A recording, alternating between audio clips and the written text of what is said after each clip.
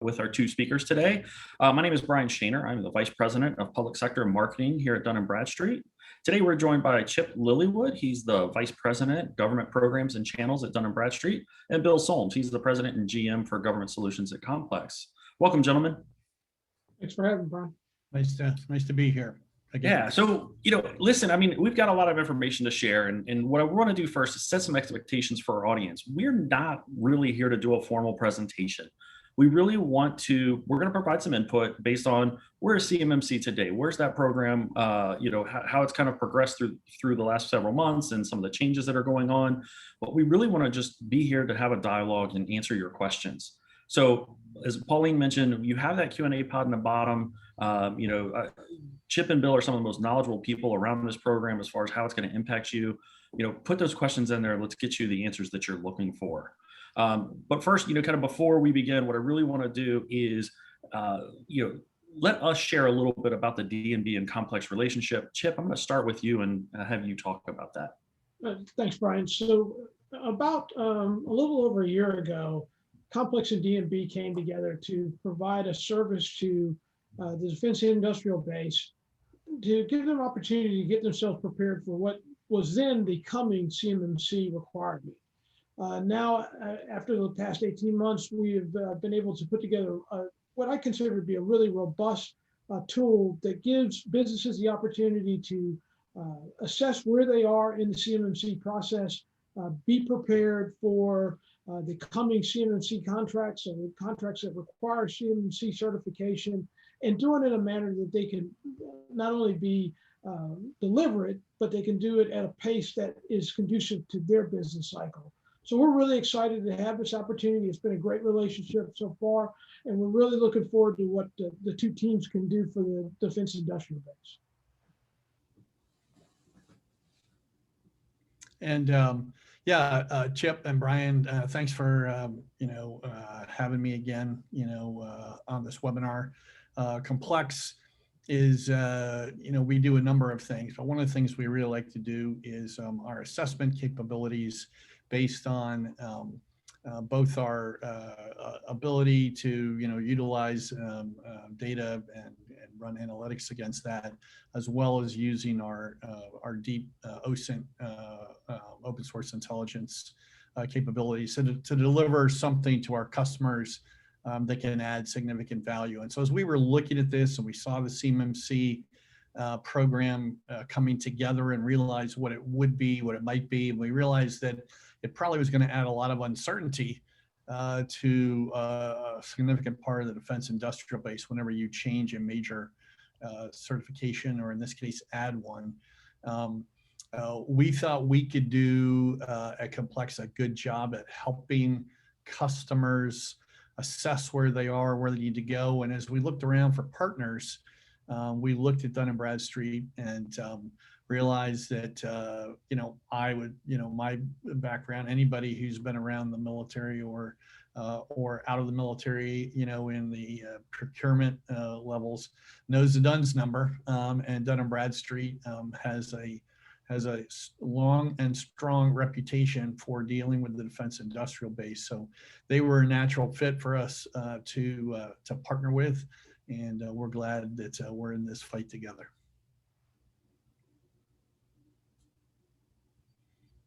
Can't hear you, Brian. Thanks, gentlemen. For the audience, before we get started, we'd really like to get kind of a sense of who we have in the audience today. So I'm going to ask Pauline to go ahead and throw up some poll questions for us. It will give us just a little bit of background about you, where you are in the process, what you're looking at, where your concerns are. It'll help us tailor the conversation. So if you could answer those for us, that'd be great. And we'll kind of get kicked off from there. What I really want to do, though, is, I know we've done, I guess this is probably now we're in the double digits now on the number of webinars and how many of these sessions we've done. Some of the things that we always talk about is, do I need to get certified? How do I know if I get certified? And I think this is probably the most frequently asked question because it actually gets asked more than one time during the session. So, Bill, I'm going to start with you. I know you have an answer for this, but do I need to get certified or not? And how do I know?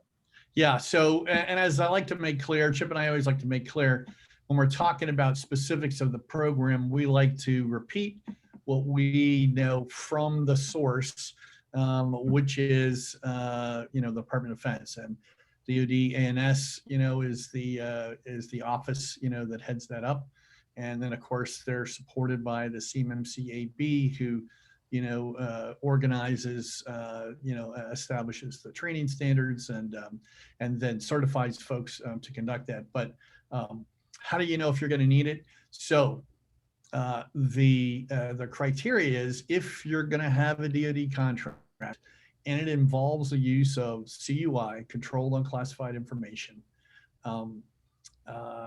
then you are going to need to have a CMMC certification. And there's 5 levels of them. We're going to talk about that in the program, so I won't talk about it now. But if the only exception that Katie Arrington in particular, I've heard her note it multiple times, is that if your contract is for a COTS product, and it involves no handling of controlled unclassified information, then you don't need CMMC. But that's a pretty narrow exception. And so most of the folks that we talk to, the vast majority of the folks that we talk to, are going to need it at some level or another. Great, great. So the questions are already starting to come in, which is good. This is what we want here. So Chip, I'm going to start with you here. There's a couple of questions that we want to talk through. So number one, could you address whether someone would need multiple CMMC level certifications, and I think it's kind of a two-parter. I'm guessing, do they have to get 1, 2, 3, 4, and 5, or how does that work? And then is there anything they may have been certified on before that would serve as a replacement so that they don't have to do CMMC? So, Brian, both really great questions, and I want to start and work my way back. No, CMMC is a standalone program. Again, as Bill rightfully pointed out, mandated by DoD, managed by the CMMC accreditation board, and it is unlike anything that has been done in the past. There's some similarities, but it really is just that. They are similar, but they are not the same as the requirements of CMMC. And as Bill said, I invite everyone to spend just a little bit of time. It's a great, 5 to 10 minutes of taking a look at the CMMC AB, their website. There's a lot of great information there that is not only going to be the latest and greatest, it's going to be the official information. The second thing, the second question that you asked is whether a company would need multiple certifications. As everyone should recall, there are 5 levels of certification, 1 through 3.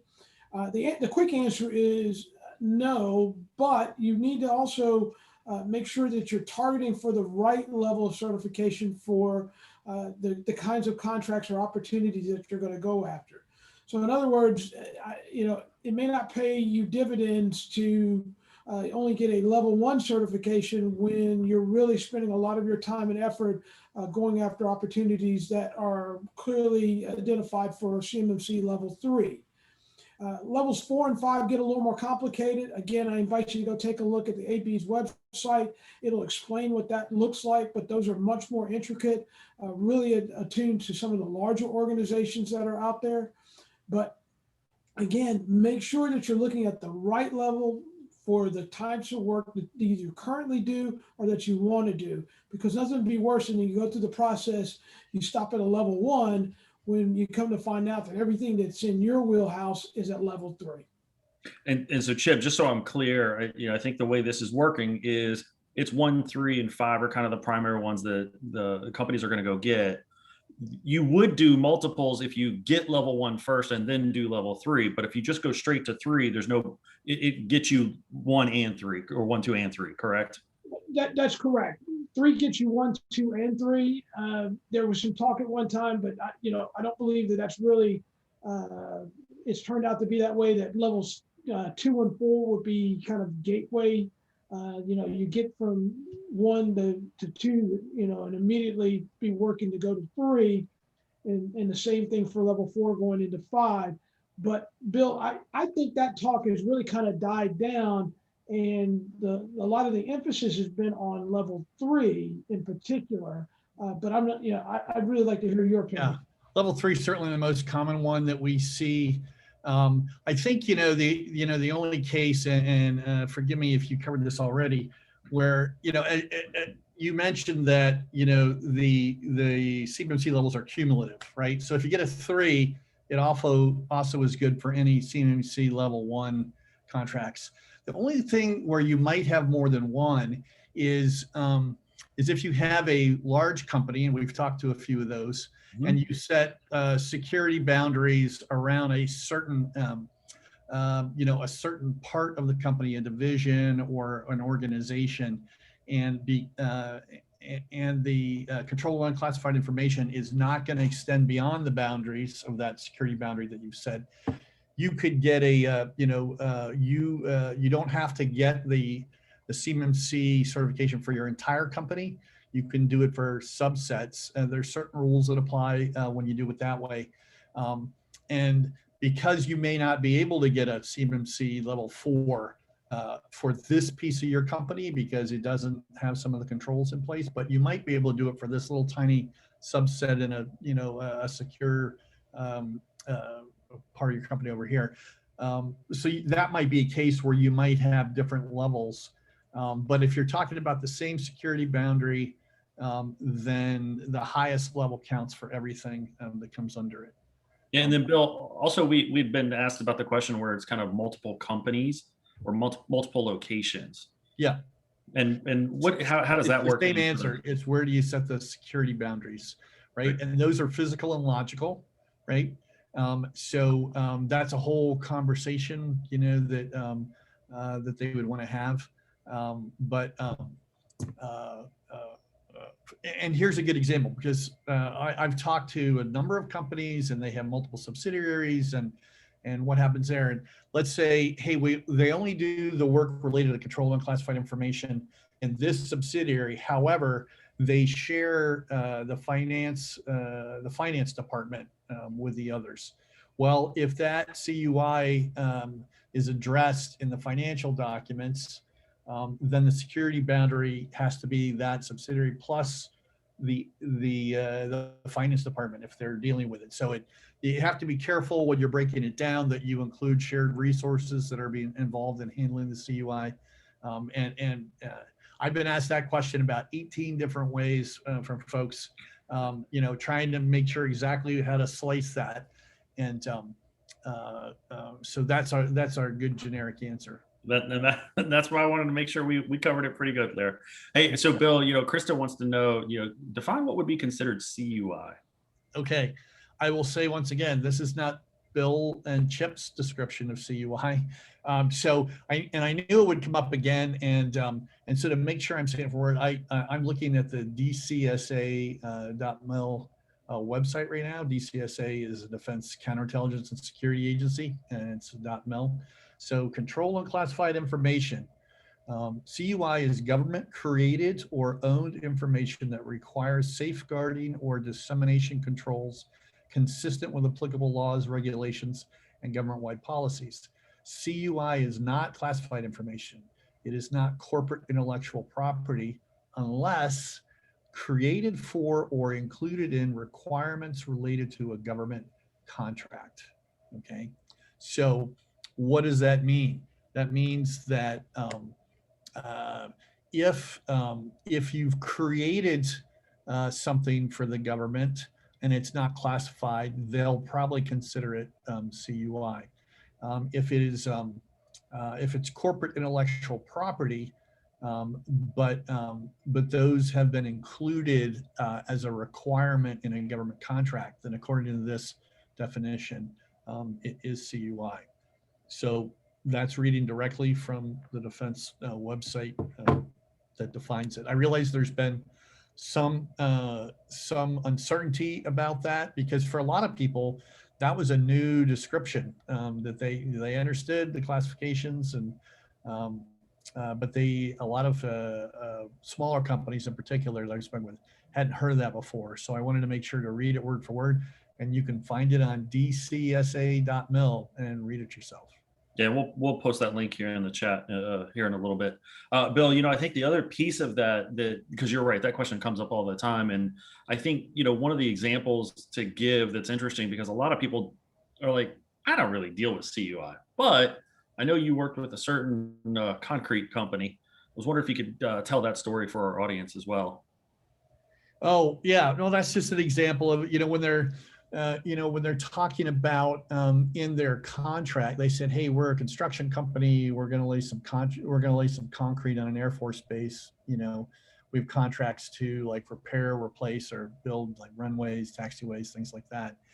Well, the information that's in the specifications in the contract is CUI because, for instance, the thickness of the concrete that they pour on a taxiway can tell you what the load bearing capability is. And that's information that that the DoD likes to control. So, because it could tell you what type of aircraft could use it, right? And so you could see how, as you continue along, that could become useful information that you don't want out there flapping about. So I think that's what you were getting at. I think that's Yeah, exactly. no, that's spot on.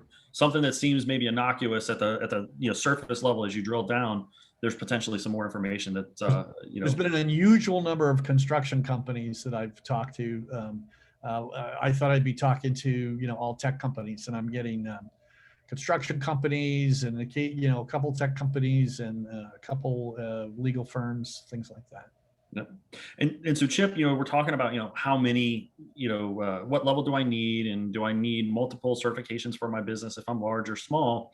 But let's talk about it from the other side that, a lot of these companies don't work and deliver on a contract by themselves. They have, they are the prime, or they're a sub to a prime, et cetera, or they're a sub to the prime, et cetera. There's all those different layers.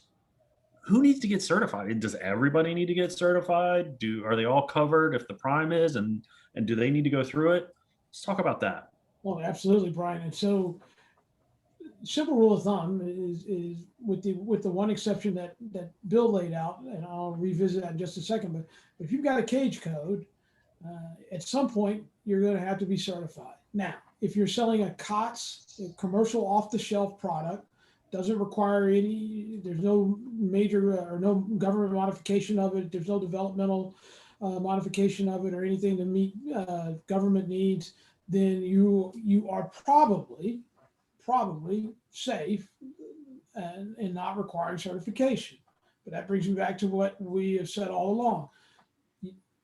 Bill and I are not the definitive authority on this. The definitive authority rests with the CMMC AB and DoD regulations. CMMC AB does a great job of getting out the DoD requirements for certification. So again, I invite you to go look at cmmcab.org. Take a look at their website. They will give you clear, definitive guidance. Now let's go back to something that Brian said earlier, or asked earlier. Okay, so if I'm a first tier sub, second tier sub, third tier sub, or I'm a prime with large companies that are working as my subcontractor, do we cover each other? The answer is no. The answer is you have to have your own set certification. This is particularly critical for small businesses when you are going to be, seeking to be a sub, because you want to be what I like to refer to as procurement ready. And so if you are now CMMC certified or close to CMMC certified and can be CMMC certified during the time that a requirement is either released and awaiting proposals, or it's projected to be released and the timing is absolutely right, then that means you've got to strike while the iron is hot, get it done. But the bottom line is there are going to be very few companies that are not going to be required. Those companies that are part of the defense industrial base, there's going to be very few of those that are not required. My personal opinion is that as this becomes a much more evolved program, much more developed program, there'll even be some relooks there, because while the information, is controlled on classified information, again, you have to kind of think about what do these different companies do, what services do they provide, and you only have to read the newspaper about once a week to see when there's a breach and how many folks that affects. The DoD wants to avoid that at all costs, and the way to do that is through a program like this. Great, thank you. So Chip, also, I think it's really interesting looking at those different tiers and everything. And so thanks for that information. Bill, one of the other things that we've got, one of the attendees is asking is, okay, great, kind of understand what level I am or what I want to go for. We also understand now that I do handle CUI or not. I know if I'm a sub, I've got to do it. How long does that certification audit gonna take? Yeah, so that depends on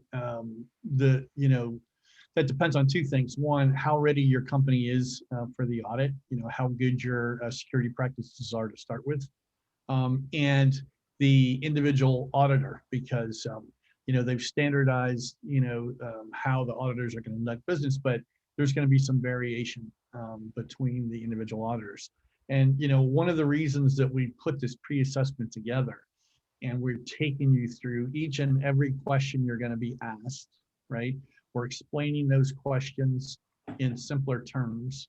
We're giving you one or two examples of what a good answer will look like, and then we allow you to upload and attach documents or artifacts that will support the statements that you've made of how you're in compliance with that security control.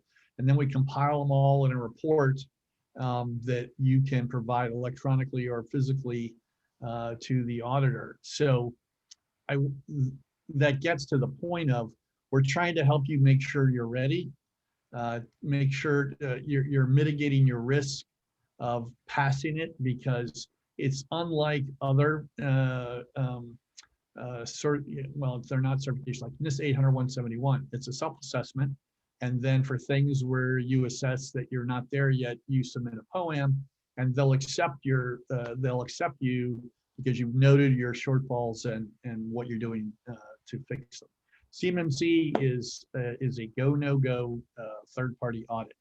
If you are a no, if you're not ready on any of the security controls, as the program is structured now, you will not get the certification.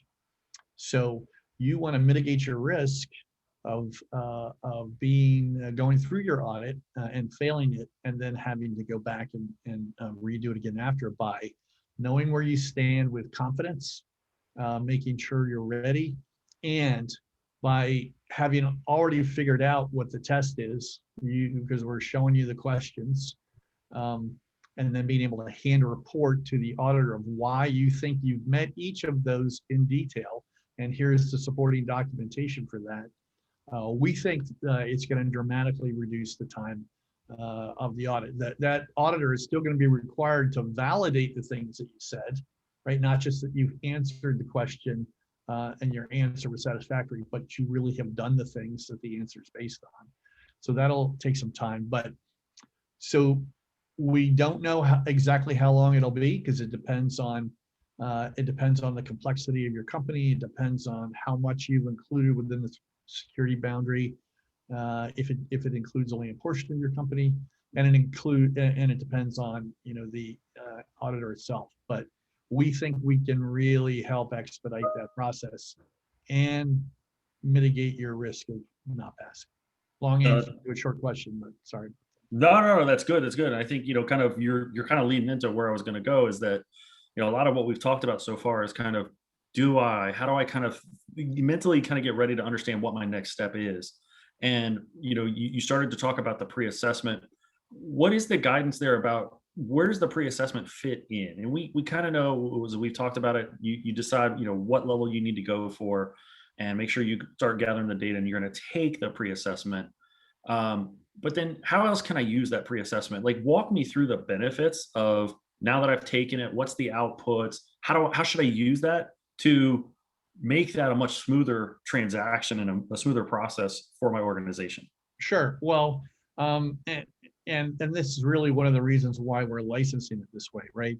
When you purchase this pre-assessment solution from us, you get a 1-year subscription, and you can run it as many times as you need to in that year. So my recommendation is take it and run it right away to figure out your starting point, the baseline of where you're starting from, and to show you what all the questions are. I can't tell you the number of times I've talked to customers, and when we've walked them through some questions, they're like, oh, wow, I didn't, this is bigger than I thought, or I didn't realize what that security control meant, or gosh, we thought we'd been doing this as part of NIST 800-171, but maybe we weren't doing it to the level where a third-party auditor would agree that we were compliant with that. So we recommend you take it right away, figure out what your baseline is, figure out where the areas you need to work on, and then probably run it, 2, 3, maybe even 4 more times, and then until you're like, okay, we know we are prepared to answer all these questions. We've mitigated our risk. We're ready to take the audit and be a first-time go. Plus, we also throw in a complimentary OSINT scan that looks at the open source information, open source intelligence on your company and the domain that you've for which you're doing the pre-assessment solution. And we give you a lot of basic cyber hygiene. We give you a cyber hygiene score. We show you the areas we've evaluated, and these are things that are indicators that the government's going to care about as well. So they're not part of the CMMC audit that you're going to get, but they're really good cyber hygiene indicators that'll give you warning that something is, you should be looking at something, or you have an open door flapping somewhere. That's really good. Chip, anything to add to that, or? No, Bill, as usual, Bill covered it very thoroughly. Again, I hope everybody's picking up on the theme, though, about, being able to pre-plan, pace yourself, because particularly our small and medium businesses out there, the one commodity that you don't have enough of is time.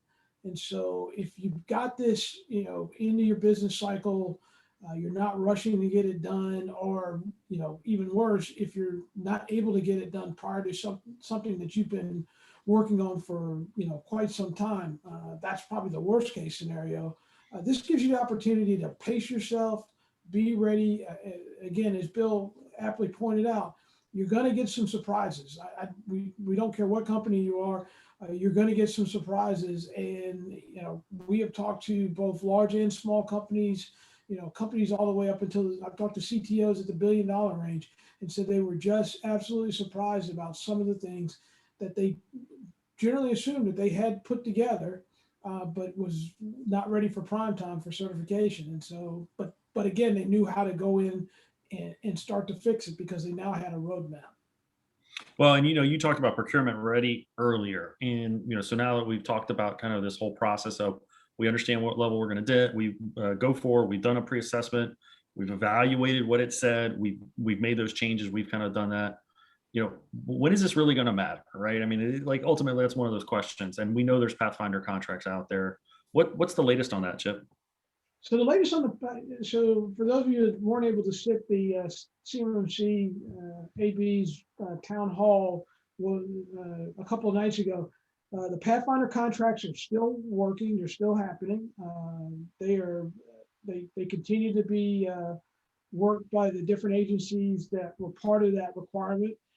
So what really the only takeaway from that is that the program is still going and is still going strong. I think just again, I have to make the disclaimer: Chip's opinion, not anybody else's. It's certainly not official DoD. With any process, you start to learn things and you want to refine it. I think you'll see some of that, but I don't believe that that's going to really change the current program enough to where we slow down or face major delays.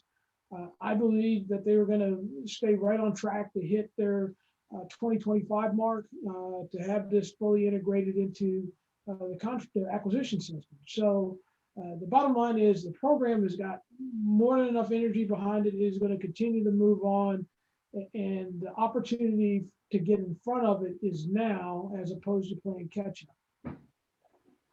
Yeah, no, that's really good. I think so, Bill, we got a couple other questions kind of going back to this pre-assessment and some clarifications I'd like to go through with you.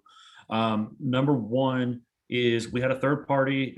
So Paul was asking if you've had a third party assess against NIST 171, and a few of these elements were determined as NA relative to our environment, would those possibly become applicable to CMMC? And this sort of relates to our, our slide we have on the 5 levels of CMMC. Yeah, hey, Bill, why don't let's just pull that up real quick. Okay, Pauline, great. Can you bring that up? And the point that I'm making is, you can see we kind of show what these different levels, how they were built, right? NIST 800-171 was certainly a significant part of each of these levels, but not all of it. So having a NIST 800-171 assessment like this questionnaires company has done is a good start. The fact that you had a third independent party auditor do it, that's I think personally that's going to be stronger than a self-assessment, because they're generally a little more objective, and sometimes when you're assessing yourself, it's easy to try to cut corners or justify cutting corners. But just because something was determined NA on your NIST 800-171 assessment does not mean that it would be in CMMC, but it also doesn't mean that specific question was part of CMMC. So they didn't take all of NIST 800-171. They took key subsets of NIST 800-171 when they built the CMMC level. So I can't definitively answer your question about whether the ones that were determined not applicable apply. It depends on whether that criteria or that specific security control was included. And just so you know, with our pre-assessment solution, we will show you each and every specific question that you'll be asked for the different level, and that's the best way to find out. And I guess it also kind of depends on, yeah, to your point, if they're going for one and the NIST one they marked as NA was only for a 3 or higher, then, maybe it works, but you walking through is pretty good. Somebody else was asking that they had heard you can't use the same company to do your pre-assessment to do your audit. Is that true? Yeah. Yes. I mean, that would be a conflict. We neither, Complex nor Dun & Bradstreet will do an audit for you. Now, Complex will, can help you with some services to help you, fix your problems once we've identified them. But this solution that we're talking about today, this pre-assessment solution, is just to it's a self-directed workflow. I mentioned Complex now has some services to help you. One of those is to help you walk through our tool, and then we can also help you solve some of the things. But what we're talking about today is just the pre-assessment. And to answer the question, no, neither Dun & Bradstreet nor Complex will do an audit based on the conflict out of trade. And Chip, you can, I don't want to speak for Dun & Bradstreet, but I'm sure that you are not an auditor.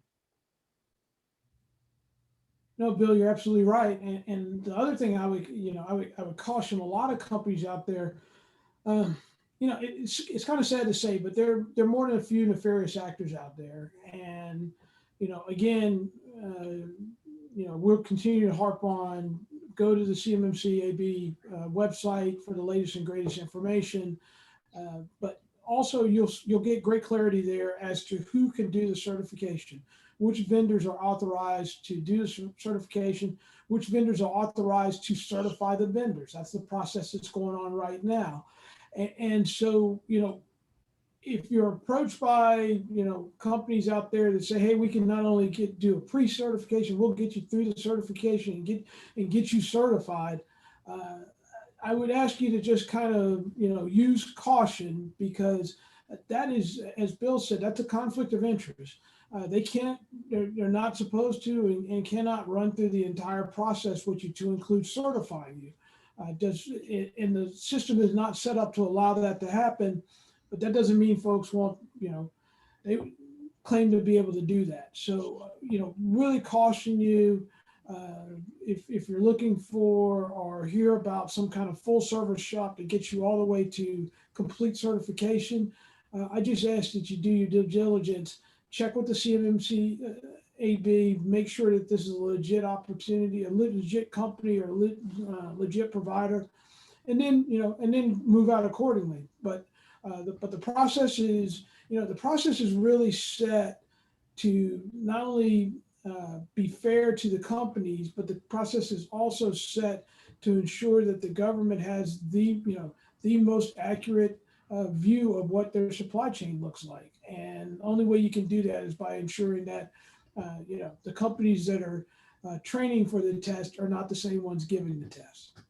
Well, and I think, Chip, that same kind of holds true for just the first two parts of it, right?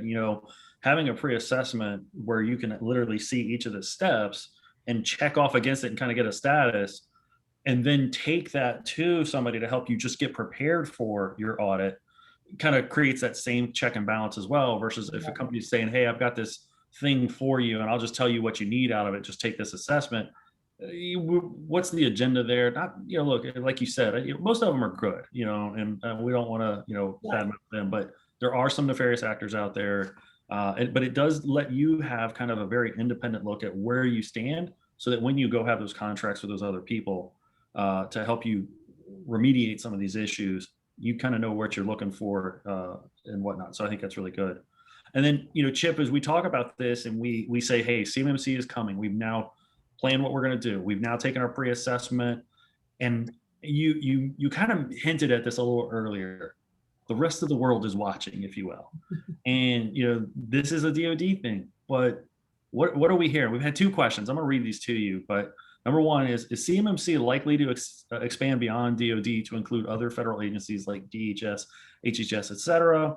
And the other one is like very, very similar, which, what signals have you seen that CMMC will be adopted by the other agencies? And then actually, I'm gonna have you answer that, and I've got a follow-up based on once you finish that one. Sure. So again, both very good questions. What I would tell you is to go back to something that Bill mentioned earlier. When you look at what was going on with DCSA, all the world is watching how the Department of Defense is running this program. When I say all the world, I'm talking about the federal, the federal ecosphere. And when you look at the federal ecosphere, the FAR and the DFAR are not that very far apart. The requirements are not that different for cybersecurity for any of those agencies. And so it is not a strong leap of faith to say that, once this program is off the ground running, something either the same program or something very similar could go through whole of government. There's been plenty of talk about that. I'm not telling you anything that you can't find in open source in the news. This is no inside baseball, but if you read the tea leaves and you look at the things, again, that Bill mentioned earlier, some of the breaches that we've seen, not only on the DoD side, but when you look at breaches that are happening on, the rest of FedCiv, what do you do to fix that? This is one way to get at it. And, once you've got an effective program, why would you want to rebuild it? So, well, Chip, I think it's been more than reading the tea leaves. I think there's been open discussion of it, right? I mean, you and I have both talked about, there's been open discussion. So I think that if they find the program is successful, that they probably will broaden. That's my take. Yeah, I was gonna put you both on the spot and kind of say, if you had to put, if I put you on the spot and said, do you think that it will expand outside the DoD? Do either of you want to comment on that or not? I better than even odds. I would go with Chip on that. Yeah. Awesome. Okay, great. And then, Chip, the follow-up question to that was, if the CMMC, let's say I've got my CMMC certification and I did it, when it was only DoD, all of a sudden HHS maybe comes out, or DHS or whoever says, yeah, we're going to adopt. And again, I get it. It kind of depends what it would be. Do you think that'll be transferable? I think I know where you're going to go with this, but Yeah, I mean, I think, kind of what Bill said earlier about the things that, that we're seeing in open source, it only makes sense that they would try to make it transferable and be, for ease of use as well as speed, because, trying to just rebuild from the ground up the way that the CMMC AB is essentially done with some, some significant influences like the NIST program, but generally speaking, they built this thing from the ground up. And so if I'm sitting on the other side as a CTO for one of the federal agents, civilian agencies, I don't want to have to rebuild this. I don't want to have to get, policy buy-in from whatever agency. I want to say, look, DOD figured it out. We're going to go with this process, maybe make some minor tweaks. But generally speaking, it makes just the most amount of sense to do it that way. Bill, what do you think? I think that's well said, Chip. I have really nothing else to offer on that one. I agree. Okay, so Bill, Brigitte's got a question here that if I'm a sub and need a third party to supply a component and they won't have access to CUI, does that third party need to be CMMC certified? Okay, so if that is correct, then the answer would be no. One of the things that they, and when I say they, it's usually Katie doing the speaking or the interview or something, Katie Arrington. If they don't deal with CUI and you verify that they will not have access to the CUI, then they will not need a CMMC certification. And Okay. I'm repeating the words of Miss Arrington. Okay. And Bill, another one for you here is Dwayne. I like how he worded this one. He goes, excuse the ridiculousness of this scenario, but what you're saying is if I get audited for level 3 and successfully meet all the requirements except one of the policies did not have an annual review, that I fail to meet level 3. Is that correct? So when you talk about one of the policies didn't have an annual review, if that's a requirement in the criteria for that security control, yes. So I'm broadly saying if you pass all of the security controls except for one, then you would not receive the certification. And that is something that I've heard discussed at length. And that is the standard that they're putting out there. So this is a go, no go. And I'll tell you why they're being really strict on this because there's been massive volumes of the nation's treasure, critical, technical information that has been involved in what we call illegal information outflow activities, right, over the last couple of decades, particularly targeted at DoD. And they found, apparently that it was much easier to get it from contractors than it was from the military entities themselves. And oftentimes, I think those contractors didn't even know the information was sensitive and useful, particularly when connected in the dots with other information, or they just didn't have, I won't say just basic, but in some cases they didn't have more advanced cyber security practices in place in order to prevent that from being stolen. So the Department of Defense is pretty firm in their determination to stop that outfill of sensitive information from the defense industrial base. And okay. All right. Well, thanks, Bill. And then Andy was asking, is the system security plan part of CMMC? And yeah, so the requirement to have a system security plan is a requirement of CMMC, but it's also been a requirement for NIST 800-171. So it's not new. So it is a requirement to do it. Will this tool help them write their SSP? No, it won't. As I mentioned before, QOMPLX has services that can help you fill in the gaps that the pre-assessment uncovers, as do many other companies out there, right?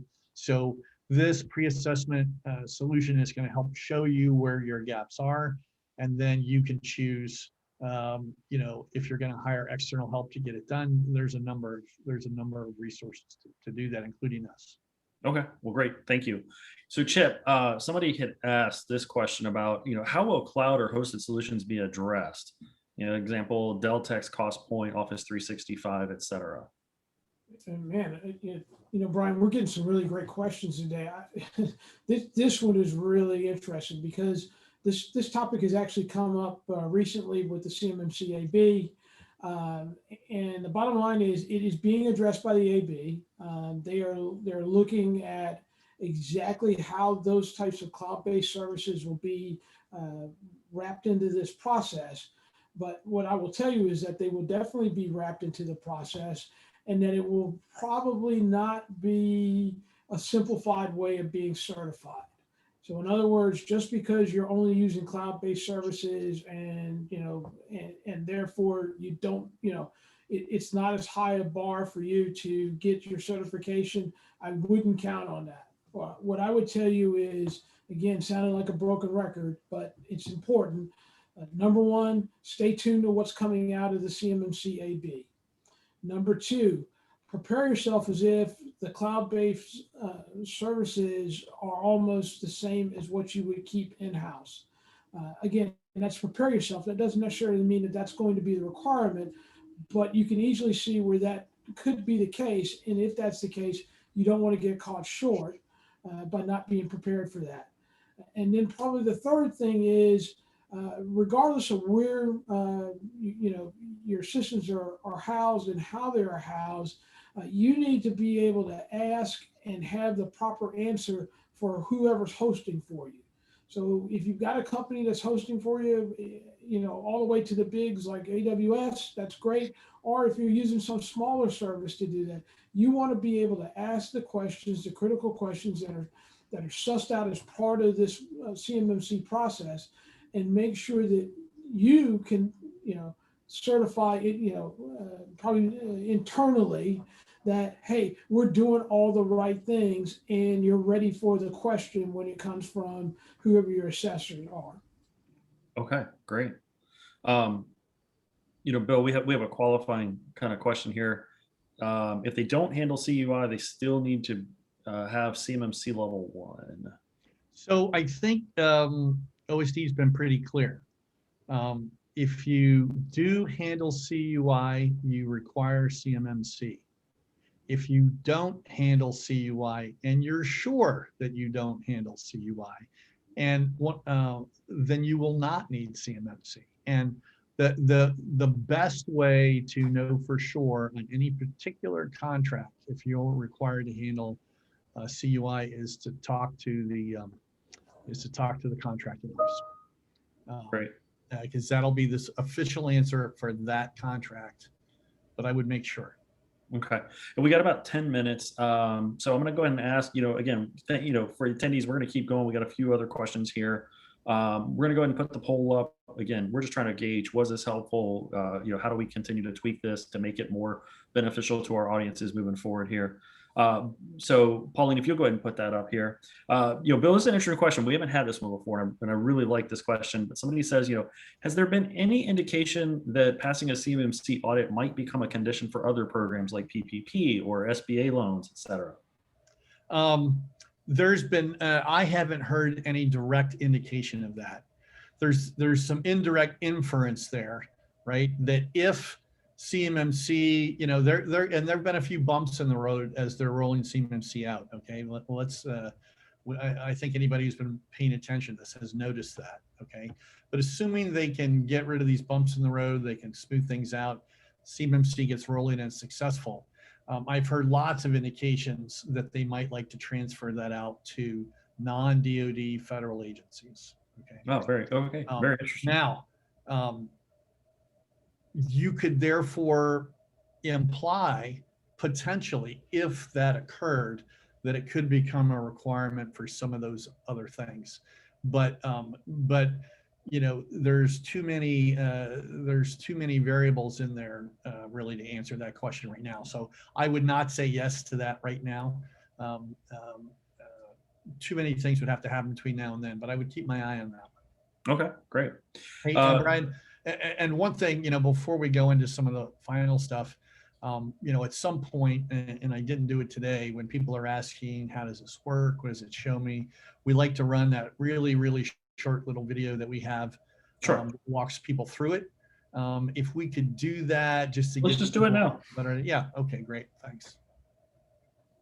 Are you worried you're not going to pass a CMMC audit and lose out on the chance to win defense contracts? Dun & Bradstreet and QOMPLX have partnered to bring you the pre-assessment to help you better prepare for your CMMC third-party audit, no matter what level of compliance you're working towards. Created with the help of former government security auditors and powered by QOMPLX's data analytics platform, we walk you through each control measure, including the piece of the regulation that refers to those controls. Our experts have broken down explanations to what exactly the government is looking for, while also providing examples of what a good answer looks like. Following each assessment question, you're able to provide your own explanation and have the option of adding supporting documents for justification as well. As you work your way through each domain of the assessment, your answers and supporting documents are added to an all-encompassing final report. We also include a cyber risk scan of your company's environment, calculated based on a complex scoring model of the open source intelligence that can also impact your CMMC audit. This report can be used to give to the auditors in a recognizable format for them to review all of your information. Ensure you're prepared for your audit and go with a trusted partner, no matter what level of compliance you're working towards and no matter what your timeline is. Visit complex.com/government to learn more.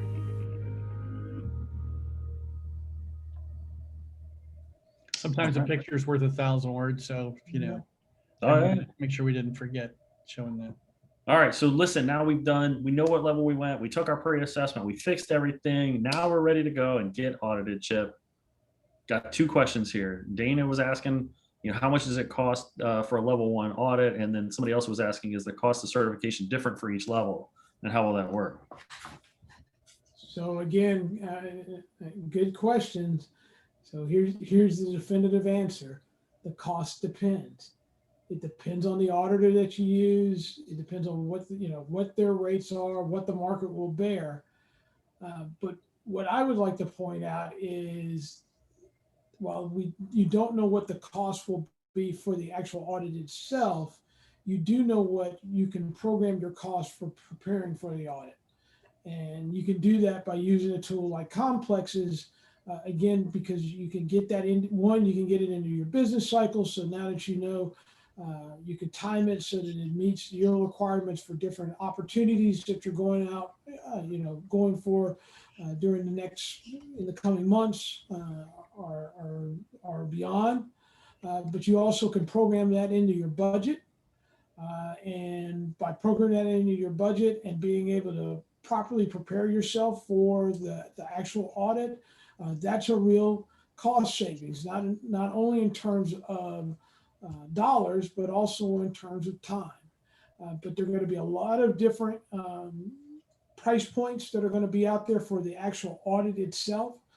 I, really, urge you to take a look at what the CMMC AP website is saying and what they anticipate that vendors will charge for the actual audit itself. I can tell you that any number I give you right now, it has changed and it's going to change again because it's going to be driven by market forces. So you want to make sure that you're prepared for it. In that way that you could, when you do have to spend the dollars for the actual audit itself, it is, it's money well spent and not something that you have to go in and do a couple times. And the last thing, Brian, it always comes up with a question about this being a reimbursable cost as part of the contracting process. And for those who don't know what that is, this is costs that are either built into your overhead onto a bid or into your G&A, depending on how your accountant wants to set it up, or your pricing person wants to set it up. But essentially, you bill back to the government the price of your CMMC certification, not pre-certification, but your certification. The only problem with that is if you're going after a price-sensitive contract, that could become an issue. And so now you've got to make some business decisions as to how you're going to either absorb this cost or how you're going to try attempt to bill it back to the government as part of your bid. And so the one thing that you don't want to do is have to try to do this over and over again, because apparently it's really just a one-time shot. And so you've got to win the contract. It's part of the billable process, but that's a fairly complicated process to go through and to bank on. In my opinion, the thing that you really want to be able to do is have yourself fully prepared, get certified, and then that gives you a lot more flexibility as to how you want to work that back into your cost structure. Bill, I know we're short on time, but Yeah. any comments? Yeah, and I think just real quick, I think there's some real quick ones here. How much is the pre-assessment? Somebody has asked. Yeah, it's $4,000. It gives you anywhere you want, level 1 through 5. You can run it multiple times. You're buying a subscription for 1 year. Okay, great. And you know what? I'm going to start with Chip with you on closing thoughts. And go ahead. Well, no, again, thanks, Brian. Thanks, Bill. Always a pleasure to get on here and talk about a subject that is near and dear to our hearts. Again, I just remind companies that you got, there's a lot of resources that you have, but there's a lot of resources that you're consistently short on, and time being the number one. And this is a really elegant tool that gives you an opportunity to buy back some time, fully prepare yourself for certification, not be rushed through the process, be deliberate in your preparing for it, and will give you the opportunity to have success on the back end much sooner than one trying to go it alone or trying to work through various and sundry consultants and all that kind of stuff, because they want to work at their pace. You need to work at your pace, and sometimes those don't marry up. Not to say they're not great folks and they're not doing good stuff, but being able to get them into your cycle can always prove to be a challenge. So I invite you to take a look at the offering from D&B and Complex. And as always, I close in saying that, hey, we're not the definitive answer on this. The definitive answer comes from the CMMC AB, who puts out great information. Encourage you to take a good amount of time and take a look at what they are posting, because I think it will not only be helpful, but in the long run, it'll be beneficial to your meeting the requirement. And again, thanks for the time. And thank you, Bill. Yeah, Chip, thank you. And you, Brian, didn't mean to cut you off. Always good to do this with you guys. I think, it's important, that, Chip and I agreed that we really wanted to use the capabilities of our companies to help make this easier for the defense industrial base to understand and comply with in order to meet the requirements and to better secure, the intellectual property, for lack of a better word, that we generate in this country, and that is focused on solving problems in the Department of Defense, and only sharing that with people that the United States intends to share it with, and not for those unintended situations. We tried to do something really simple. We went to great lengths to use our experts to interpret these new requirements, or those that are repeated from other building block type requirements, and then explain it in simple terms. Our goal was to help to have a company be able to understand it more clearly and be able to use this intelligent workflow on their own. Based on numerous requests, including some I saw today, Complex has added some consulting services to help you do that, or to help you fix the gaps that you find after it's done. We're one of many companies that's doing that, but I'd be remiss in not answering the question that way. And the whole idea, as I've stated, is just to help the defense industrial base get this done sooner, to mitigate your risk in passing your audit when you do it, because it takes some time to get an audit scheduled, and there's some additional expense there.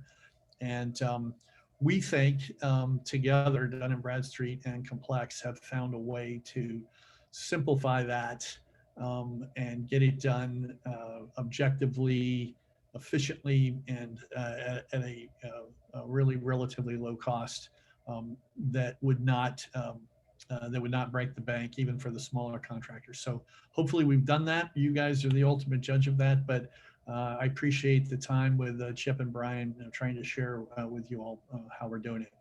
So thanks very much. All right. Well, gentlemen, thank you. Thanks, Chip. Thanks, Bill. For all the attendees, thank you for coming and hanging in with us for the time. Appreciate it. And, we're continuing to do these about once every 3 to 4 weeks. So if you have some more questions, join us next time or shoot us a note. Have a great day, everybody. Goodbye.